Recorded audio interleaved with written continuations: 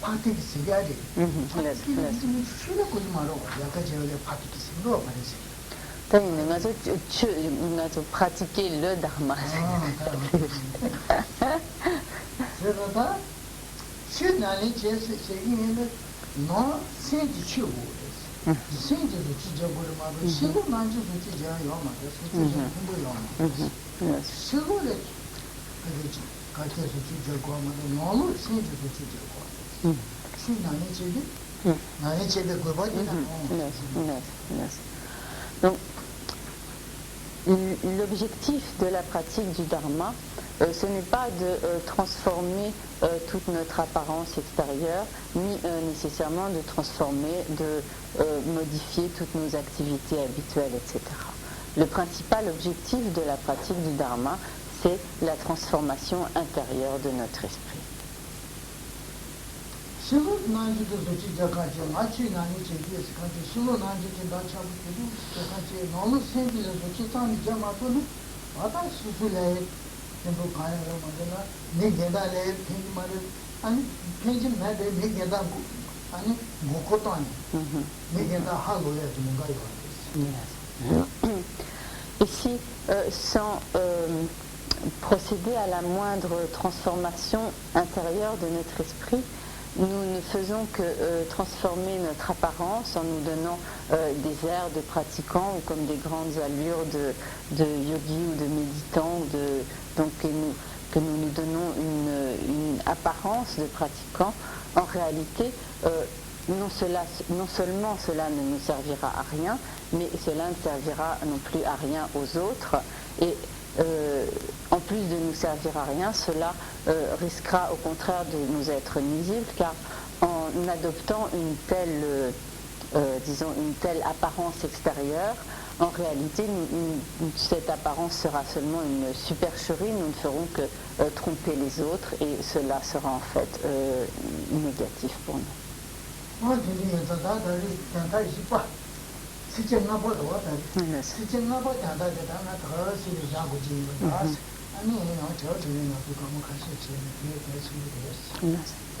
Donc, Rinpoche va arrêter là ses explications sur le 5e verset afin de laisser un peu de temps pour vos éventuelles questions. Donc il n'a bien sûr donné ici qu'une explication très abrégée.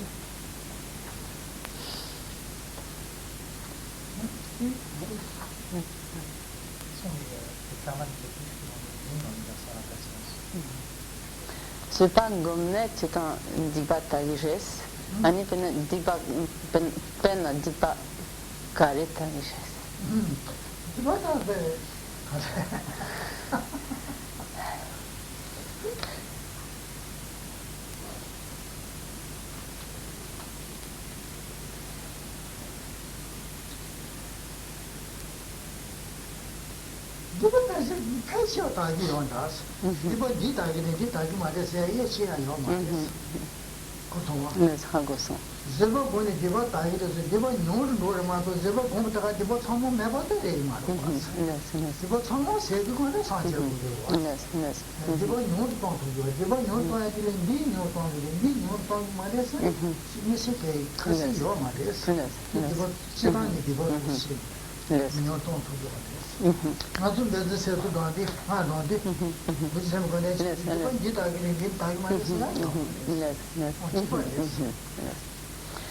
Donc, on ne peut pas distinguer spécifiquement telle ou telle action négative qui va être purifiée par la pratique de la patience.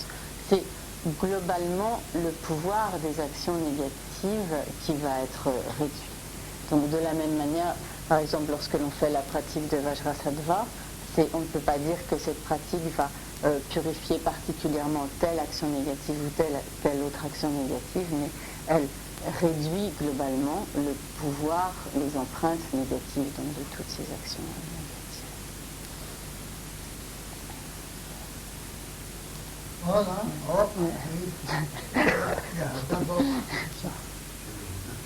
Oui. La première, c'est par rapport à une situation qui nous agresse verbalement et on arrive physiquement à nous agresser. Il faut continuer à pratiquer la patience jusqu'au bout, ou est-ce qu'il faut s'enfuir? Mhm. Ma première question. Mhm. Si la fuite est préférable à ce moment-là. Mhm. Mhm. Et ma deuxième question, c'est par exemple, je prends un exemple dans le lieu de travail, où notre chef est désagréable avec tout le monde. Mhm. Et nous, on exerce la passion vis-à-vis de notre chef, on Mhm. lui fait également des offrandes, on lui fait Mhm. des cafés, etc. Mhm. Mhm. Et au bout d'un moment, notre chef devient notre ami, et tous nos collègues nous traitent donc de faillots. On a, au lieu d'avoir un ami, on en a 6 ou 7. Alors, est-ce qu'il n'y a pas quelque chose à qu'est-ce qu'il y a à faire dans cette D'accord. Attends, la première. La première, c'est sur l'assez rare. Oui, c'est ça, d'accord, pardon. Oui, oui, oui. Mhm. Quand je suis tambo te pena ni chigi soso la ne pas chigi na ani kawala yang soso mune subola no yaki junchembo yaki nenga yuna ta dus den yang seba gom gogejam yang soso tuchina yagres de tuatire ani ni pate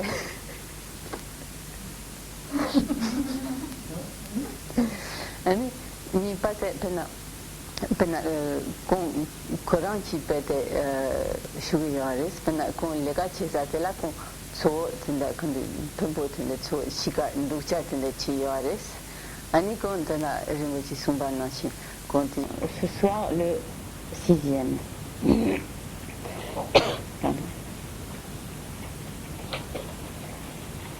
Andy says, kasi chiche ngapa ji tena nebo the jimmy na ji pati ki phone shi yo han tanan de mare kasi de nina to ne ji se shi yo de ta de nebo the jimmy na ji pati han de chi to ba de na nebo the jimmy na ji pati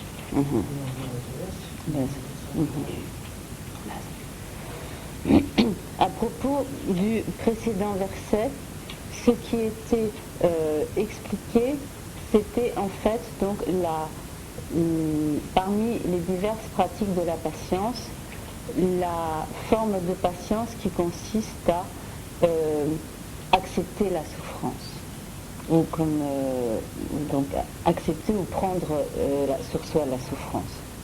Et le verset que nous allons aborder à présent expose en fait, parmi les diverses pratiques de la patience, celle qui consiste à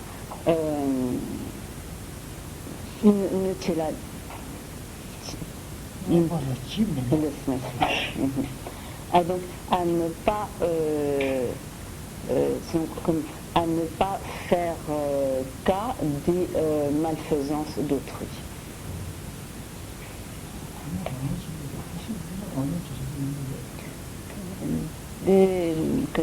Chateau son mare jeje te quando te tuna son il était quand te parlant qui se bat l'imbate c'est vous son mare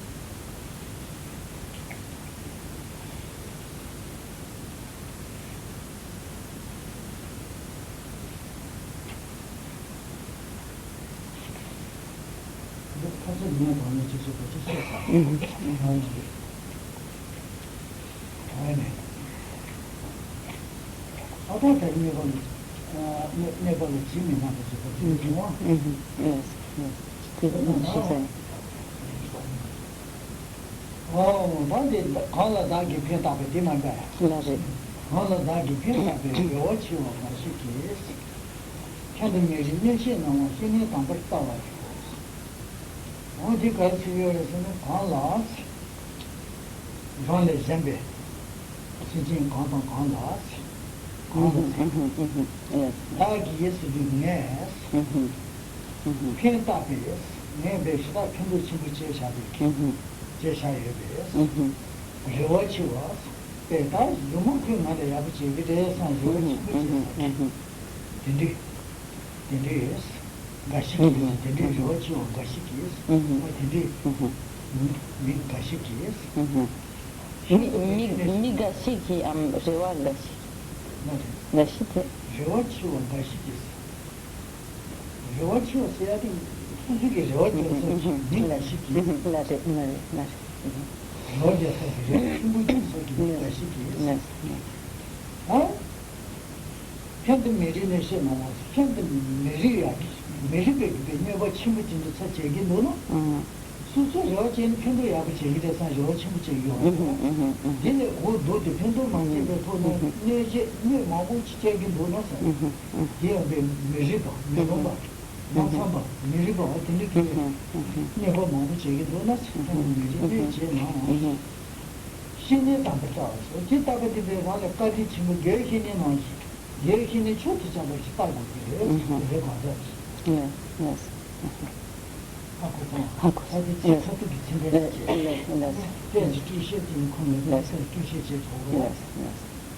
Donc, Rinpoche explique tout d'abord donc, la signification littérale donc, de ce verset. Donc, nous avons qui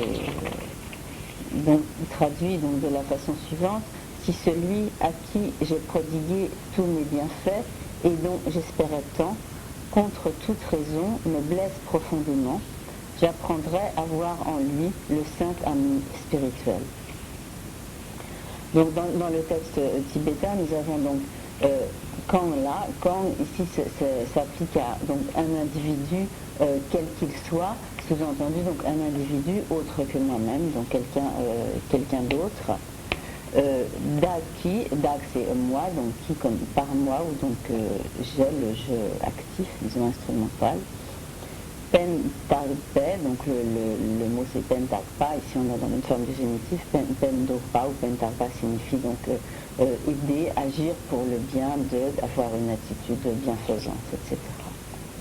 Donc ici donc les êtres que j'ai aidés, auxquels j'ai prodigué donc des bienfaits, quels qu'ils soient.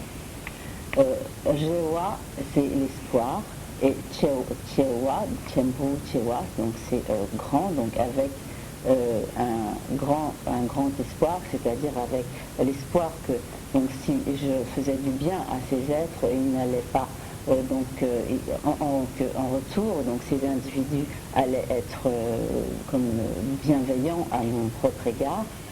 Gashi, c'est-à-dire certains, et qui, c'est la forme instrumentale. Donc lorsque j'ai entendu certains individus auxquels j'ai prodigué donc des bienfaits avec un grand espoir, donc ceci est pour le mot Tamo. Shintu, c'est comme beaucoup, extrêmement, complètement. Jik ou pas, en général c'est tout ce qui est approprié, tout ce qui convient, et ici donc nirik, c'est-à-dire tout ce qui est comme inapproprié, qui ne convient pas, c'est la négation. Et donc pour que vous compreniez ça, je vais jusqu'au bout du verset. Ne tchef, ne pas tchef, pas qui a la contraction de ne pas tchef, c'est-à-dire c'est nuire, faire du mal. Et donc Nayang, c'est bien que ou même si. Donc même si ces individus dont j'ai accompli les bienfaits me nuisent, donc je crois que c'est comme contre toute attente, comment est-ce que c'est traduit, enfin, me nuisent d'une façon totalement comme injuste ou sans aucune raison, de façon totalement inappropriée. Xianyan, c'est donc le maître ou l'ami spirituel. Tampa, saint ou parfait, et Tampal, parce que c'est une construction intransitive en tibétain.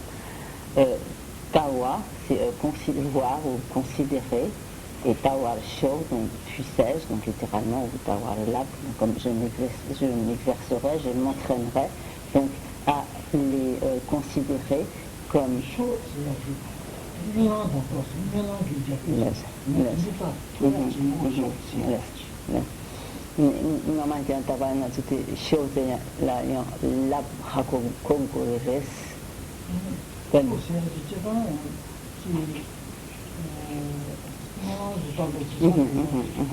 인기가 시트도 다들 소소들이 또 소세 또 고기를 해야 되지 또 소세 또 깔아가고요 그래서 깔아가고 또 토하지 또 토야지만 소세가 되지.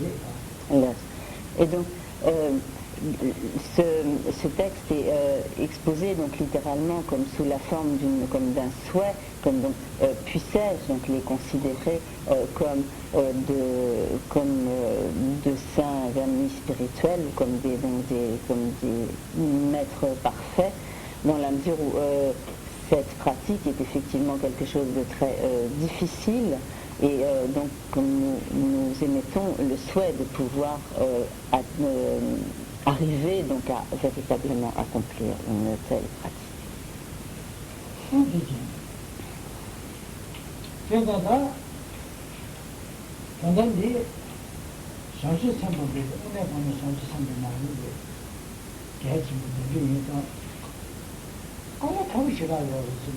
지방 농대지를 지지 뒤면이기만 되고 친구죠. 제가 지분 나는 게 성적 참고도 많이 팁다지. 같이 팁다 사드립니다. 당연 농대지를 공대자는 명이 들리는 물에 보여 깔아가지고. 지 제가 이제 가르쳐 보겠지. 물다 참고지 깔아가지고 지나는 Il s'agit ici de véritables pratiques de bodhisattva, comme disons de pratiques authentiques du bodhisattva, et qui sont donc de ce fait des pratiques extrêmement dans lesquelles il est très difficile de s'engager. De manière générale, toutes les pratiques du grand véhicule sont encore plus difficiles que les pratiques du petit véhicule, et ces pratiques donc particulières de la voie des bodhisattvas sont donc des pratiques dans lesquelles il est difficile de s'engager a priori. Et c'est pourquoi pour les personnes qui seraient plus nouvelles ici et qui n'ont pas auparavant suivi des enseignements sur la voie du Mahayana, ou qui ne sont pas tout au moins accoutumés à entendre ces enseignements, cela peut sembler quelque chose de particulièrement difficile et quasiment inacceptable, et peut-être qu'elles ne pourront pas du tout adhérer à ce qui est exposé ici.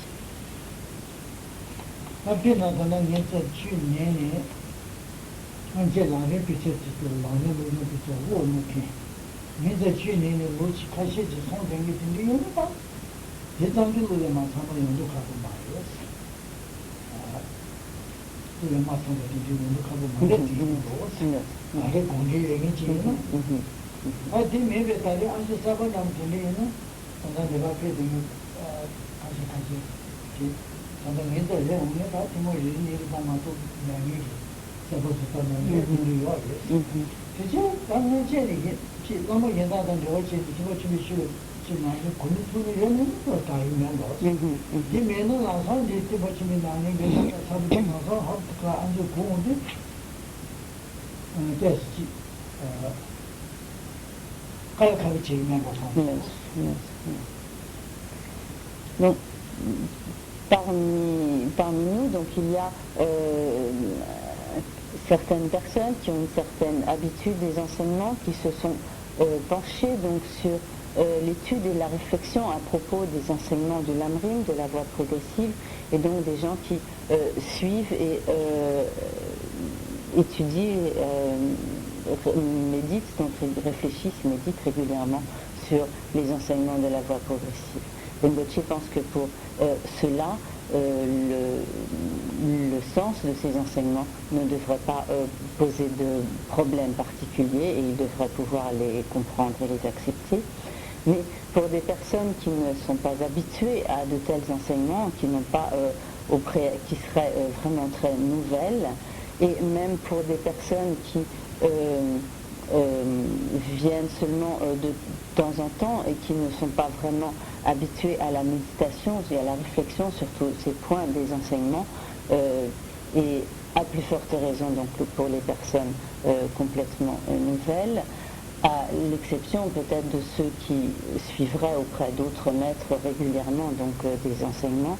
Donc le sens de ce qui est exposé ici peut sembler assez difficile à accepter.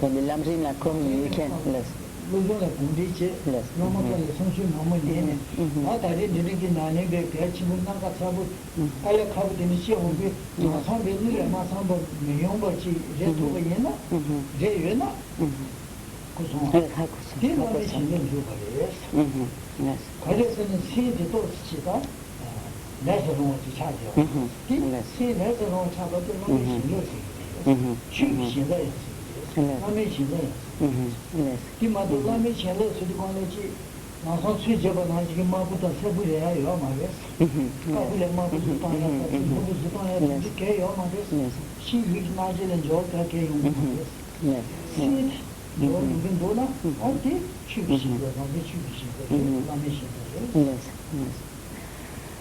Si nous sommes venus à cet enseignement avec une certaine familiarisation avec les enseignements de la voie progressive, que nous avons accoutumé notre esprit à la réflexion sur les sujets de ces enseignements, et donc, que sur cette base, lorsque Rinpoche expose donc la signification de ce texte, nous n'avons pas de difficulté à accepter la signification de ces enseignements, et qu'en quelque sorte nous nous sentons comme disposés ou prêts donc à nous engager à ces pratiques. Cela est le signe que nous sommes comme entrés sous l'influence des bénédictions du maître et sous l'influence donc comme des bénédictions du Dharma.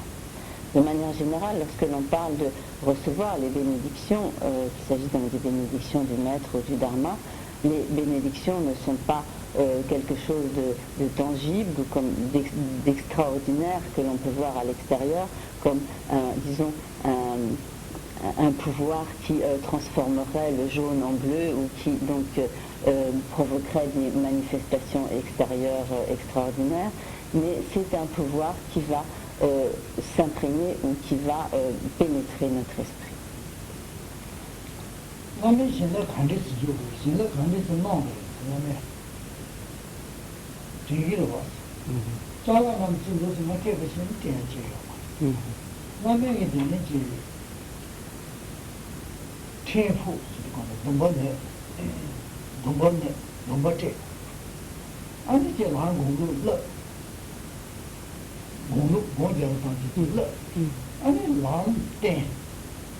밥에 사는 거야도 완전히 내리나 이제 한제 산데 사는 거야도 완전히 내리나 되는지 시가 나지 수수이 소사 제가죠 남의 시가 나지 나네 지지 시가 있다가 지는 주도 도시고 그래서 그 맞아 지기 전에 남의 지가가 남지 맞지 지가 예수 지체도 남체도 남지 지니까 남의 지지 도바트 아니지 공자 탄다 아니 이제 람때 산지기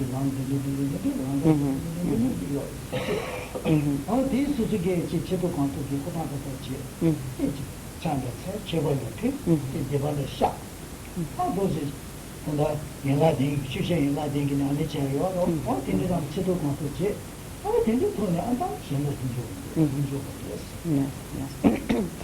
Mais nous pourrions alors nous demander, mais qu'est-ce que cela veut dire véritablement recevoir les bénédictions du maître? En fait, le maître ne transmet pas ces bénédictions simplement comme donnerait un objet ou comme on passerait un objet d'une personne à une autre. Mais lorsque nous prenons auprès du maître certains vœux ou certains engagements, lorsqu'ensuite le maître nous expose les instructions, lorsque le maître nous donne des enseignements, expose donc la signification donc, du chemin, nous expose toutes les pratiques du chemin, et que du côté donc, du disciple, nous efforçons donc à la purification des actions négatives, à l'accumulation donc de mérites, notamment donc par la pratique de la prière en 7 branches. Et lorsque donc nous efforçons de pratiquer les enseignements tels que le maître nous les a enseignés, donc lorsque nous agissons de cette façon, nous recevons les bénédictions du maître.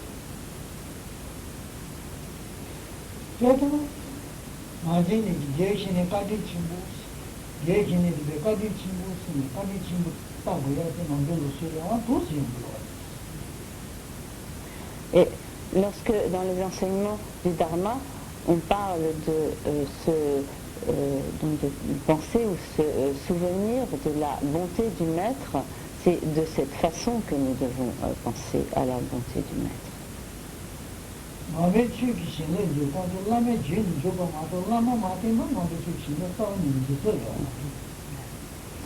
La seule manière dont nous pouvons recevoir les bénédictions du Dharma, c'est à travers les enseignements du maître et à travers donc la transmission du maître.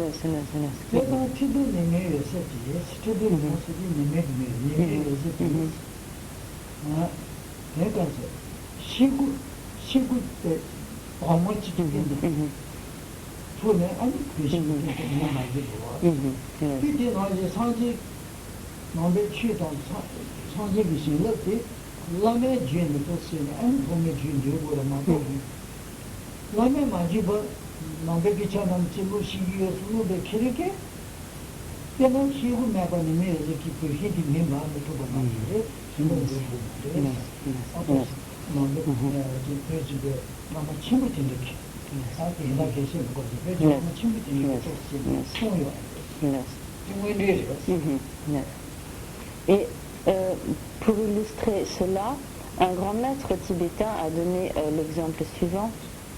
Donc si nous voulons enflammer un morceau de bois, et si à l'endroit où se trouve ce morceau de bois, un soleil très chaud donc brille, le soleil seul, si chaud que puissent être ses rayons, ne suffira pas à enflammer ce bois.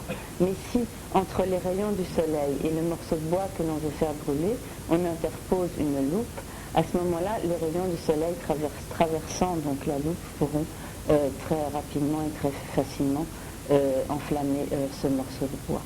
Donc de la même manière,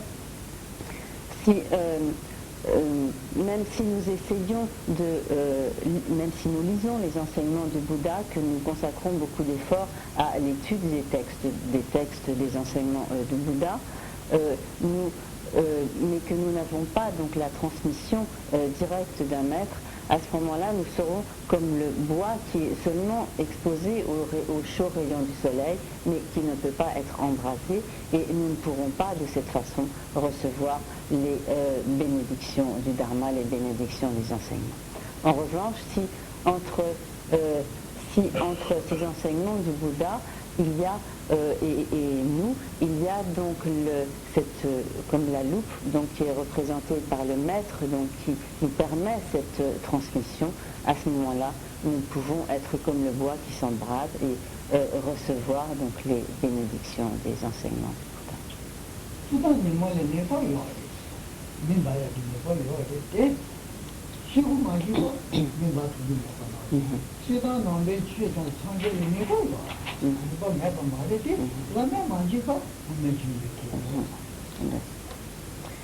Donc, le soleil est pourvu d'un pouvoir de chaleur, et si le bois ne s'embrasse pas, ce n'est pas parce que le soleil n'est pas doté de chaleur. Mais de la même manière, si le disciple ne reçoit pas les bénédictions sans passer par l'intermédiaire du maître, ce n'est pas parce que le Bouddha et le Dharma sont dépourvus de pouvoir de bénédiction, mais c'est parce que le disciple, pour pouvoir y être réceptif, a besoin donc de l'intermédiation, de l'intermédiaire du maître.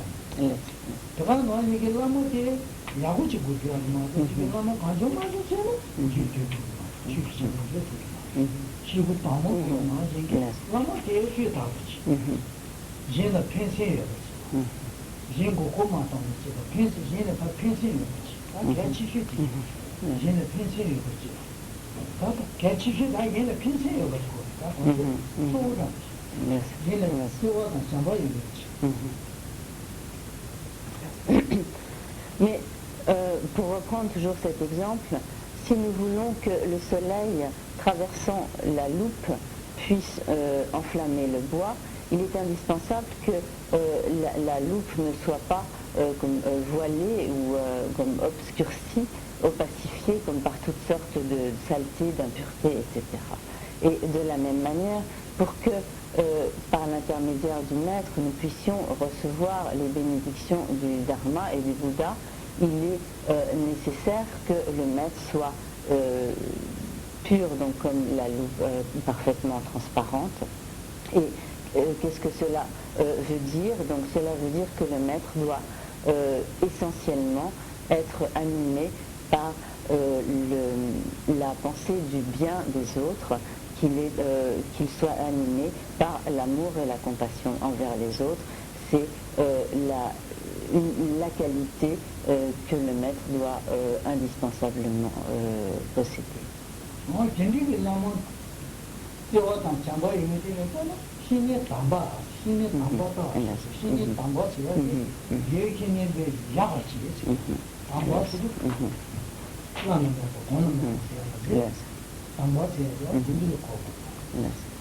Et qu'appelle-t-on donc un parfait maître, un parfait guide spirituel, ou un saint maître, un saint guide spirituel? C'est celui donc, qui est justement animé par l'amour, la compassion, celui qui est animé par cette bienveillance et l'aspiration donc au bien des autres êtres.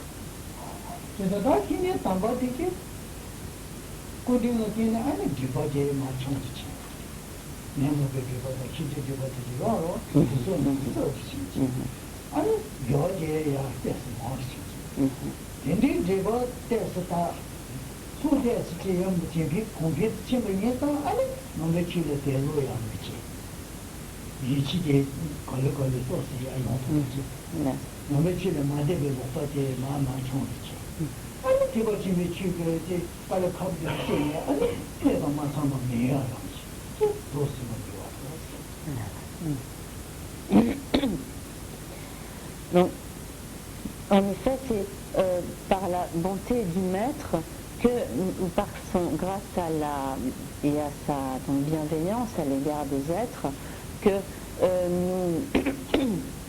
nous pouvons donc que nous pouvons commencer à réduire tous les voiles qui obscurcissent notre esprit, donc tous les voiles des facteurs perturbateurs de l'esprit et les voiles des karmas, et les obstacles karmiques, et de cette façon nous pouvons commencer à réduire toutes nos actions négatives, réduire la force de nos actions négatives et développer nos vertus, nos qualités vertueuses. Et lorsque, grâce au maître, nous arrivons ainsi à réduire la force de nos actions négatives et développer nos actions favorables, à ce moment-là, parallèlement, s'accroîtra notre foi en le Dharma, et lorsque nous aurons développé une plus grande foi en le Dharma, à ce moment-là, il est très vraisemblable que lorsque nous entendrons des enseignements difficiles à mettre en pratique, tels que ces enseignements du Mahayana, ils ne nous poseront pas de véritables problèmes et nous pourrons donc les accepter, nous sentir disponibles pour les mettre en pratique.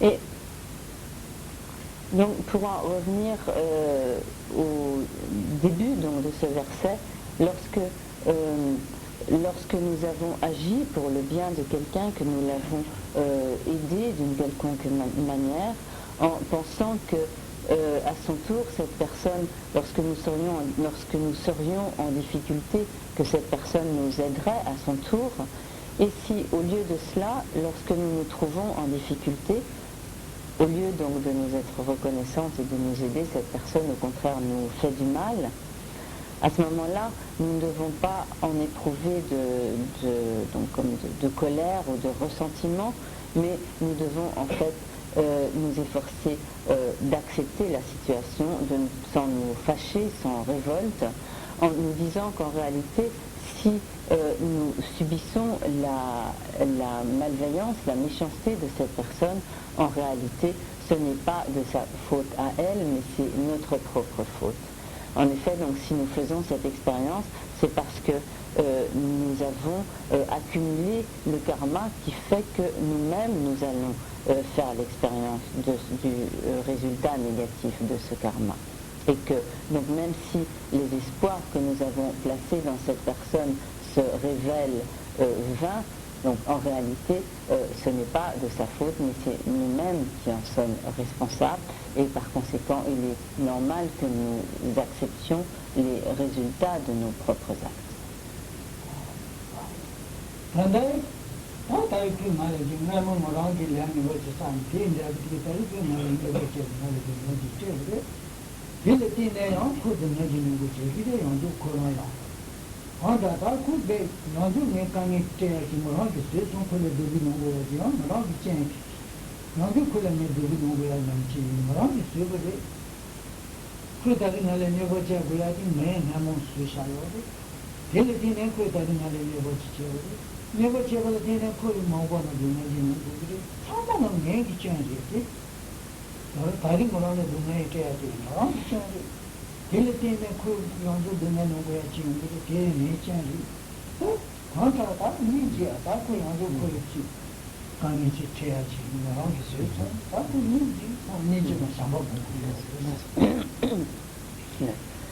Et à ce moment-là, nous devons penser que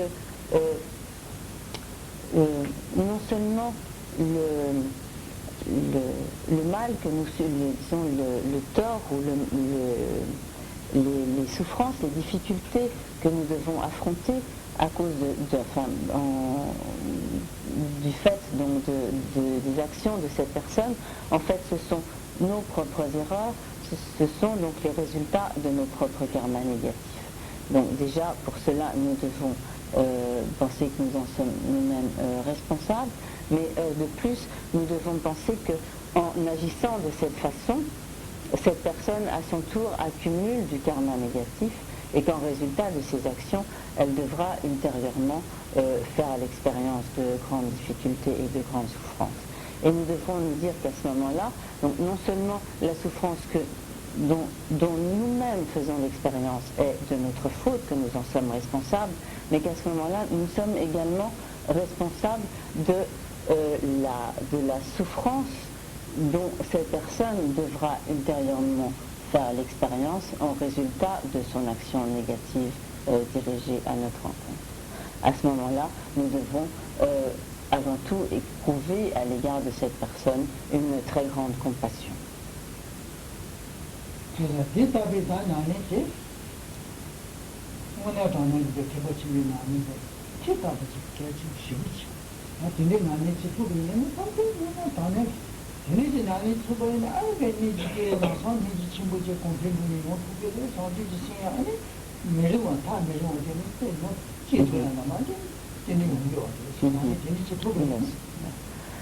Il s'agit bien sûr de pratiques difficiles, mais si nous arrivons à accomplir de telles pratiques, à ce moment-là, nous pourrons sans difficulté développer la grande compassion et développer l'esprit d'éveil.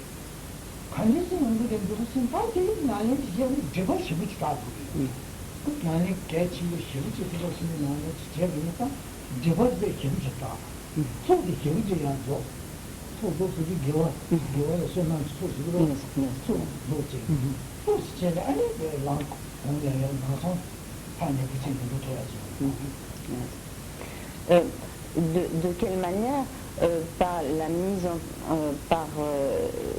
en application de telles pratiques pourrons-nous développer facilement et rapidement donc la grande compassion et l'esprit d'éveil?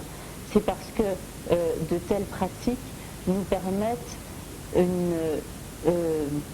d'éliminer de façon extrêmement puissante des karmas négatifs, et elle nous permet également une accumulation considérable de mérites, de vertus. Et donc lorsque nous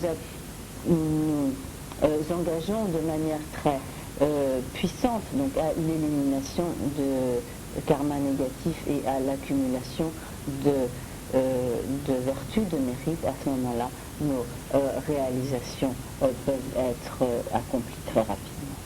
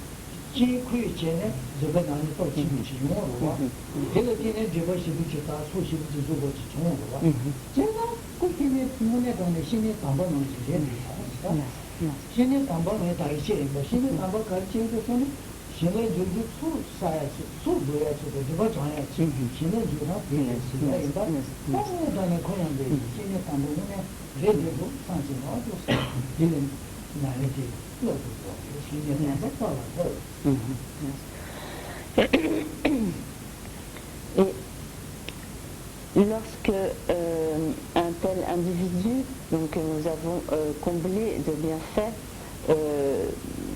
se comporte de façon très négative, très nuisible, donc à notre égard, si nous arrivons ainsi donc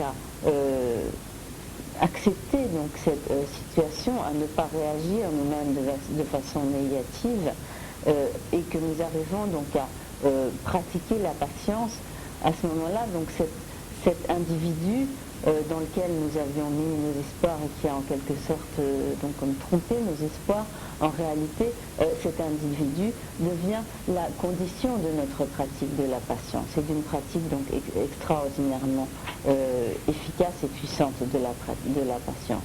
Et donc, comme Rinpoche vient de le dire, cette pratique de la patience nous permet donc une très grande accumulation de mérites et un très grand pouvoir d'élimination des empreintes de karma négatif. Or, en cela, donc, cette personne qui nous nuit dans toutes ces conditions est pareille donc à un parfait maître. En effet, Rinpoche a expliqué que le maître est celui qui nous permet de procéder à l'élimination des empreintes négatives et à l'accumulation de mérites, de vertus, et cet individu qui nous permet donc une telle élimination d'actions négatives et une telle accumulation de vertus est en cela tout à fait semblable à un parfait maître. Zambuliki nane daji chibi chimbi nane yawu chengi ene pari pen tabi leke le samyeba chengi ji tono dine pa niji gunga Zambuliki de chibi sotu choba di nane bato dine sotu shisho pari pen tabi leke neba chichiri duna dine yawu pa niji chengi gunga Zambuliki nane de chibi sotu choba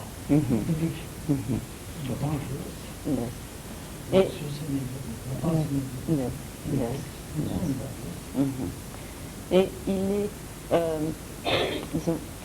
de par le monde, celui qui est capable d'éprouver de la compassion envers une personne qui lui nuit, alors que lui-même donc aurait agi pour le bien de cette personne et donc était en droit d'en attendre quelque bienveillance en retour. Donc lorsque cette personne au contraire lui nuit et qu'un individu est capable à ce moment-là de véritablement éprouver de la compassion envers celui qui lui nuit et non pas donc de la colère ou du mécontentement, cet individu est vraiment considéré partout dans le monde comme quelqu'un d'exceptionnel ou un individu ayant des qualités supérieures. Et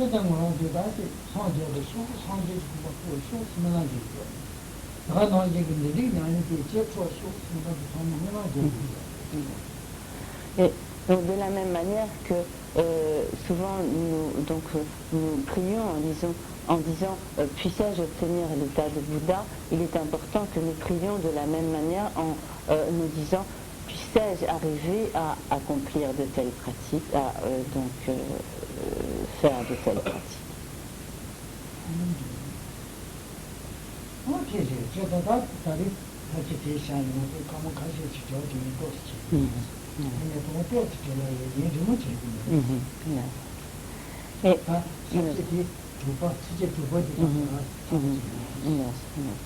Donc, Rinpoche va conclure là son explication de ce 6e verset et il pense à présent laisser un petit peu de temps pour vos éventuelles